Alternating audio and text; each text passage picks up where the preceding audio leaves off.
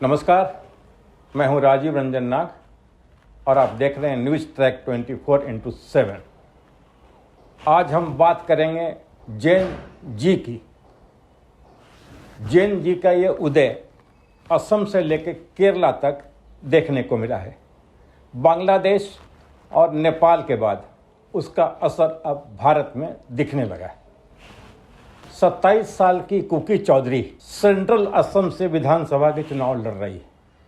नरसी मोंजी और लंदन के स्कूल से पास आउट कुकी वहाँ स्थानीय मुद्दे उठा रही है और उनका मुकाबला बीजेपी के एक सीनियर लीडर से है। कुकी का अनुभव या कुकी का लक्ष्य कहें, कुकी का लक्ष्य अपने अनुभव को लोक सेवा में लगाना है। वो जवाबदेह पॉलिटिक्स की बात करती है, वो जवाबदेह सरकार की बात कर रही है। स्थानीय मुद्दों के जरिए वो लोगों के बीच जा रही है। उनका कहना है कि हमें एक ऐसी सरकार चाहिए, ऐसे प्रतिनिधि चाहिए जो लोगों से जुड़े, न कि नेता लोगों से हटे। वो असम जातीय परिषद की AJP की सदस्य है, जिसको कांग्रेस सपोर्ट कर रही है। और कुकी चौधरी की काफ़ी स्पष्ट नीति, सोच और समझ है और वो कह रही हैं कि नेता जनता के पास आए, जनता को नेता के पास नहीं जाना चाहिए। वो ऐसी राजनीति में विश्वास करती हैं जहां लोगों को प्राथमिकता दी जानी चाहिए, न कि नेता को। वो पार्किंग, गार्बेज, क्राउड, ट्रैफिक जैसे इशू उठा रही हैं, जिससे लोग त्रस्त हैं। उनको लगता है कि असम का ये इलाका, सेंट्रल असम का इलाका, सेंट्रल गुवाहाटी का इलाका में ये बहुत बड़ा मुद्दा है, लिहाजा वो इन मुद्दों को लेकर लोगों के बीच जा रही है। कुकी चौधरी सेंट्रल गुवाहाटी में लोगों के बीच जा रही हैं, उनसे अपनी बात कह रही हैं, लोग उन्हें सुन रहे हैं। कुकी बीते 7-8 सालों से शिक्षा के क्षेत्र में काम कर रही हैं और लोगों में उनकी एक पहचान शिक्षित युवा के रूप में है।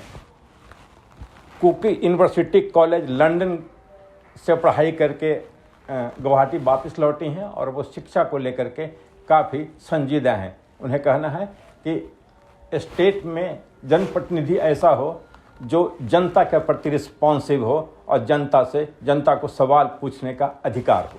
हम कह सकते 9 अप्रैल को होने वाले चुनाव में कुकी का मुकाबला बीजेपी के एक सीनियर नेता से है।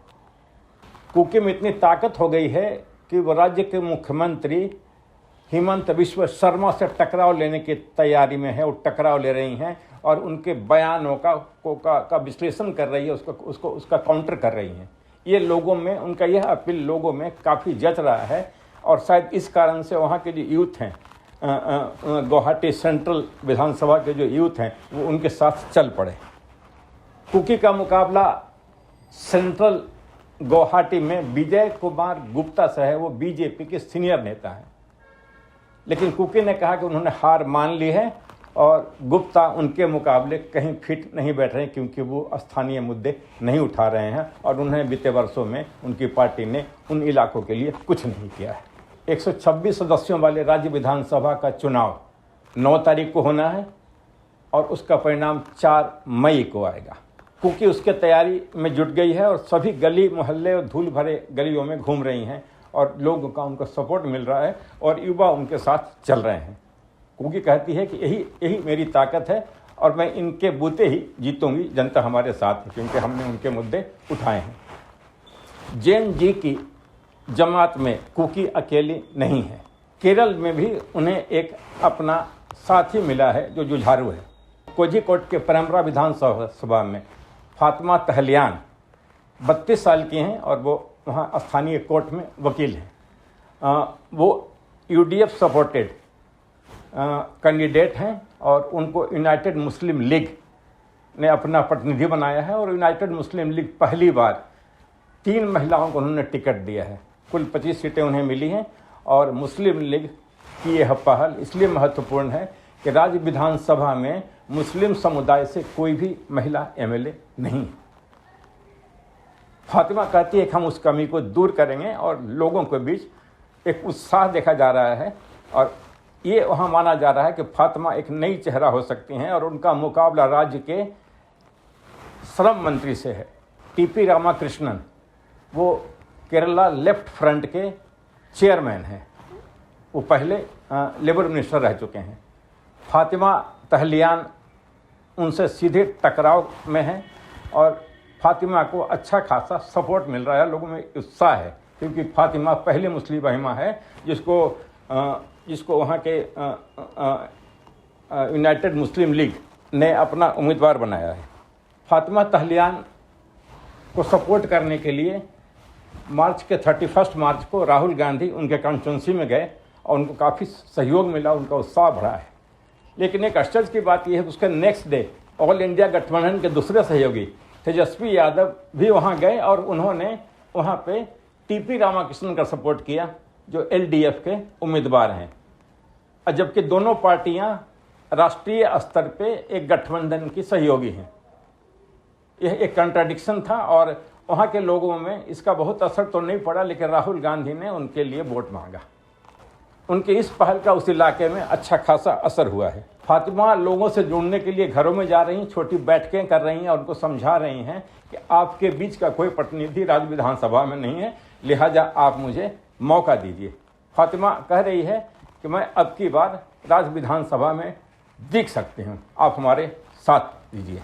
फातिमा के पॉलिटिकल करियर के शुरुआत उनके यूनिवर्सिटी कैंपस में महिलाओं के अधिकार, मुस्लिम समुदायों में पर्दा प्रथा के खिलाफ उनकी सोच और शिक्षा और घर से बाहर निकलने की उनकी जो पहल रही, वो पहल आज उन्हें काम आ रही है। वो एक प्रगतिशील महिला हैं और राज्य में वकील हैं।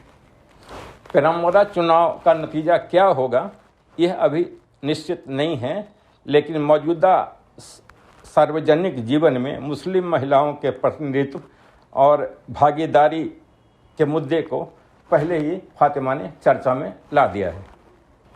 एलडीएफ के चुनावी गढ़ में पहली बार चुनाव लड़ रही 32 वर्षीय फातिमा का मुकाबला वहाँ के सीनियर लेफ्ट लीडर से है। पेराम्बरा लेफ्ट का गढ़ रहा है और वहाँ से अभी टीपी रामाकृष्णन लेफ्ट के उम्मीदवार हैं, वो एक मजबूत नेता हैं और राज्य में लेफ्ट यूनिटी के वो चेयरमैन हैं। जबकि फातिमा इंडियन यूनियन मुस्लिम लीग की प्रतिनिधि हैं और वो पहली महिला हैं जिनका मुकाबला टीपी रामाकृष्णन से हो रहा है। जबकि मुस्लिम लीग ने वहाँ पे 3 महिलाओं को टिकट दिया है और उसमें एक फातिमा है। फातिमा भरपूर उम्मीद के साथ चुनाव लड़ रही हैं और लोगों को कह रही हैं कि अब की बार मैं आपके समुदाय के बीच से राज्य विधानसभा में दिखूंगी। वो आत्मविश्वास से लबरेज हैं, लोगों का सपोर्ट उन्हें मिल रहा है। उनकी उम्मीदवारी ऐसे मुस्लिम महिलाओं के बीच में हुई है जहां के आम तौर पे मुस्लिम महिलाएं घरों से बाहर नहीं निकलती हैं और पर्दा नशीन हैं। केरला में थोड़ी स्थिति अलग है, लेकिन फिर भी उन्होंने कहा कि अब स्थिति बदल गई है और महिलाएं बाहर आके उनको पब्लिकली सपोर्ट कर रही है और महिलाओं का सपोर्ट उन्हें मिल रहा है। राज्य के युवा भी उनके साथ हो गए। जब हम जैन जी की बात करते हैं तो भारत में जैन जी का उदय अभी हाल के वर्षों में हुआ है और उनके सामने बांग्लादेश और नेपाल का उदाहरण सामने है। भारत की लगभग 38% पॉपुलेशन, जिसको हम कहते हैं 12 से 27 की आयु के बीच का पॉपुलेशन 38% है और उन्हें लगता है कि एक बड़ी जमात है और घरों में बड़े फैसला लेने की स्थिति में है और ये जमात अब जाग चुका है, अब वो भूला नहीं है।